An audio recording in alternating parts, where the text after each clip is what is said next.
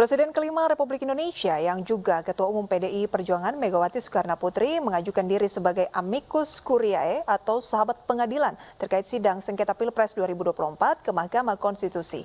Sebelumnya sejumlah pihak juga mengajukan diri sebagai amicus curiae dalam sengketa Pilpres 2024.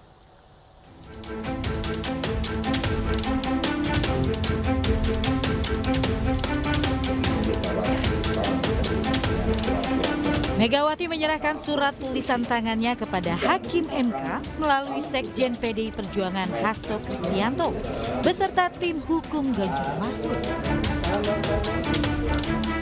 Surat tulisan tangan Megawati dibacakan oleh Hasto di gedung Mahkamah Konstitusi berbarengan dengan penyerahan dokumen kesimpulan paslon Ganjar Mahfud terkait sidang sengketa pemilihan Presiden 2024 ke Mahkamah Konstitusi.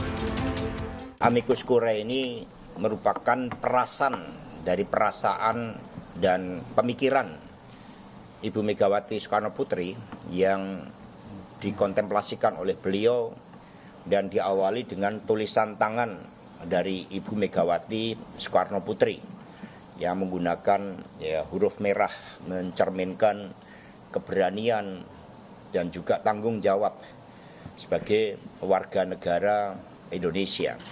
Karena itulah Ibu Mega sampai menambahkan tulisan tangan sebagai ungkapan bagaimana perjuangan dari Raden Ajeng Kartini itu juga tidak akan pernah sia-sia karena emansipasi itu merupakan bagian dari demokrasi. Sehingga ketika kita menghadapi kegelapan demokrasi akibat abuse of power yang dilakukan oleh Presiden Jokowi akibat kepentingan nepotisme untuk anak dan keluarganya, maka menciptakan suatu kecurangan masif dan penggunaan sumber daya negara serta alat-alat negara. Nah, karena itulah ini disampaikan dengan penuh kesungguhan oleh beliau sebagai warga negara Indonesia. Dan Ibu Megawati Soekarnoputri juga mengucapkan terima kasih atas peran aktif seluruh kelompok civil society, para guru besar, para tokoh-tokoh pro-demokrasi, tokoh-tokoh HAM, tokoh-tokoh budayawan dan seniman yang juga telah menjadikan dirinya sebagai amicus curiae dan semua disampaikan demi masa depan bangsa dan negara, demi tanggung jawab pada anak cucu kita.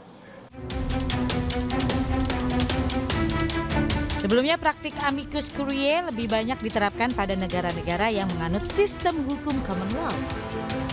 Namun seiring perkembangan zaman, praktik sahabat pengadilan ini juga banyak diterapkan dalam sistem hukum sipil law seperti Indonesia.